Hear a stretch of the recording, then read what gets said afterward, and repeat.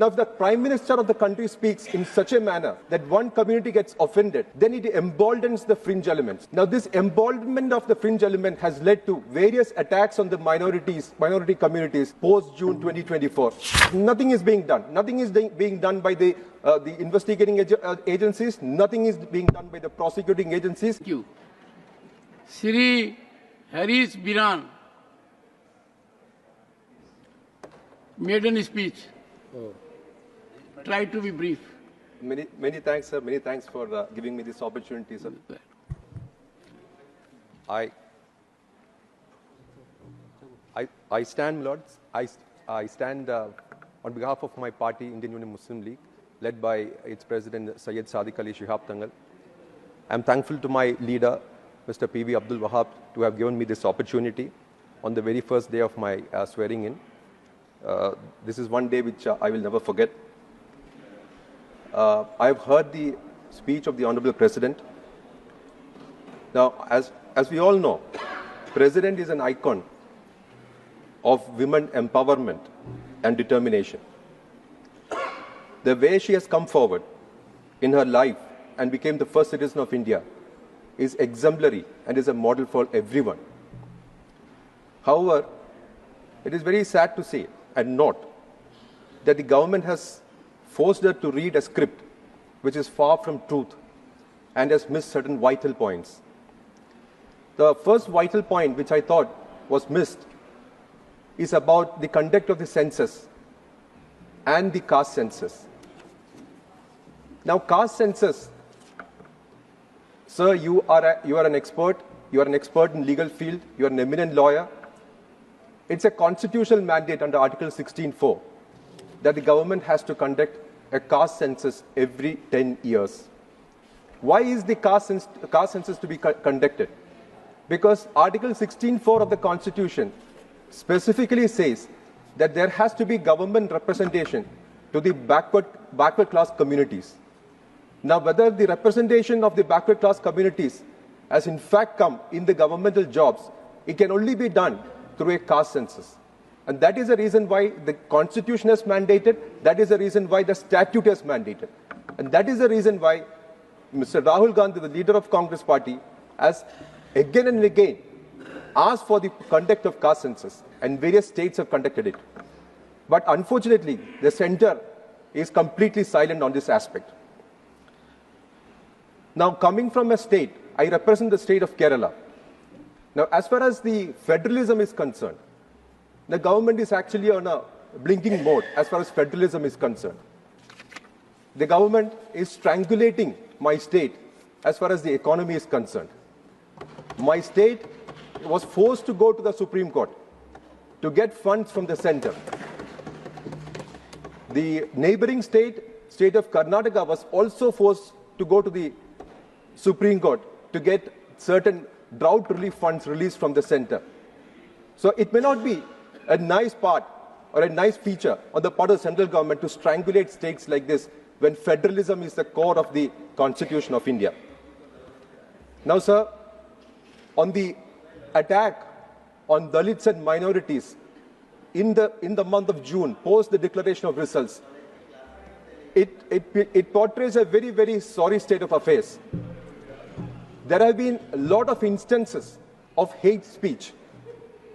Now, when the Prime Minister of the country speaks, the whole world listens to the Prime Minister. Now, if the Prime Minister of the country speaks in such a manner that one community gets offended, then it emboldens the fringe elements.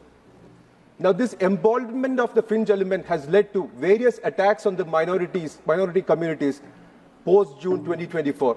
There have been instances of casualties in Raipur, there have been instances of casualties in Madhya Pradesh, there have been instances of casualties in UP, in Aligarh, in Lucknow. There has been instances of casualty in Gujarat when a teenager was killed while playing cricket, while watching a cricket match. So these kind of attacks and hate speeches on the minority community, Chairman sir, you very well know that the Supreme Court has laid down law. Supreme Court has said that if there is a hate speech, the police has to suo motu register an FIR, and that will actually, it will be the starting step of the criminal investigation. But nothing is being done. Nothing is being done by the investigating agencies. Nothing is being done by the prosecuting agencies.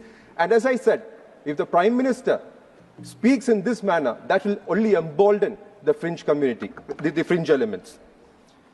Now, therefore, I would request that the government should protect its citizens, the government should protect the uphold the Constitution, the government should uphold the rule of law, and government should respect and implement the Supreme Court judgments. And I hope that the Prime Minister is listening and he will reply to this. Now, coming to the aspect of the criminal laws, Chairman, sir, you know the criminal laws, the Indian Penal Code and the Criminal Procedure Code has been replaced, and a new set of laws have been implemented from the 1st of July. Now, the citizens of the country are very skeptical now. Why are they skeptical? Because this particular laws are replacing a law which has been there for over 100 years.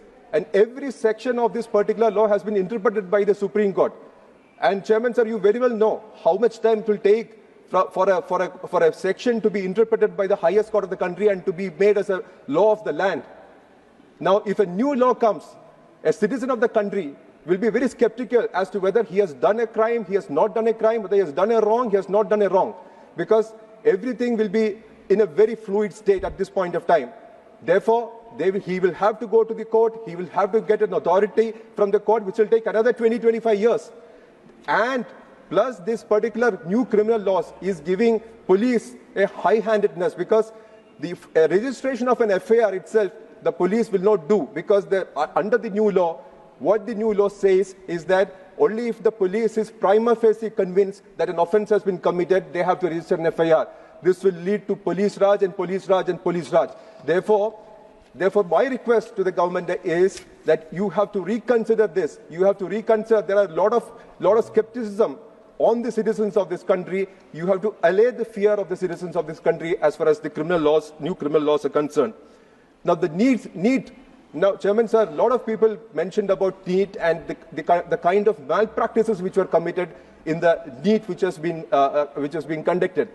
Now, 24 lakh students over a period of 2 or 3 years of their hard work comes and write this NEET. Now, because of the malpractices committed by officials and non-officials and in collusion with a lot of people, the future of these particular students are in danger. Now, Chairman, sir, you very well know, the Supreme Court has in fact held that if one particular student has got an admission through illegal means, the whole examination has to be cancelled, because we don't know who are the students who are going to get admission, whether they are through legal means or illegal means.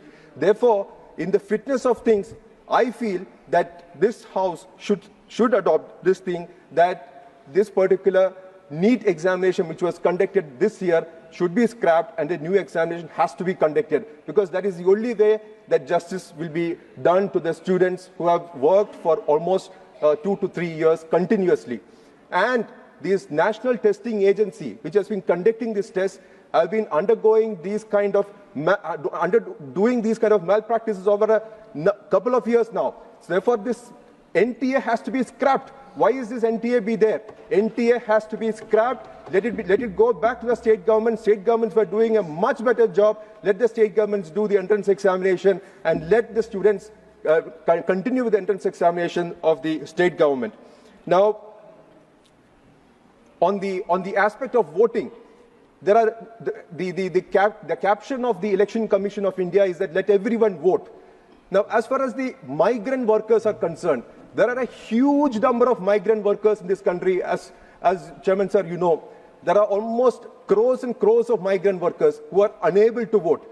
There was actually a bill which was laid in the Lok Sabha for voting of the migrant workers. That is a distant voting of migrant workers.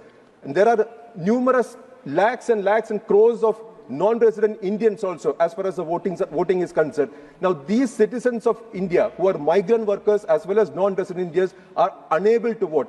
I think it is high time that there should be some amendment to the Representation of People's Act so that this section of the society also can vote.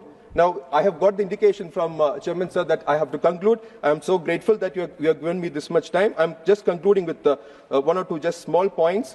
One is on the infrastructure. The infrastructure which the government claim is collapsing on a daily basis. The government has to reply on these aspects. On the economy aspect, 5th largest economy to 3rd largest economy, the farmers are having issues over here, youth is having issues over here. So all these issues, I think the Prime Minister will have to reply in his speech. Thank you for your time.